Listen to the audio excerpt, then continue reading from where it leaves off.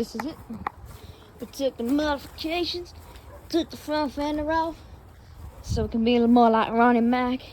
Also takes off the weight of the dirt bike. Plus, what real man needs the front fender. Here we got no clutch lever. This one broke off on the hill climb, but who needs the clutch anyways? You know what I mean. Still put in gear. Here's a plastic that screwed fell out, and there's some bolt judging, and then we got a little back end. Also put a nice little exhaust right here. Big scratches from a stack I had.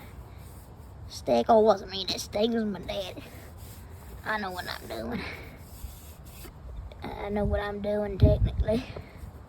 Nice little dent in the exhaust right there.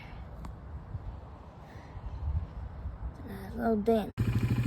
Clean ass.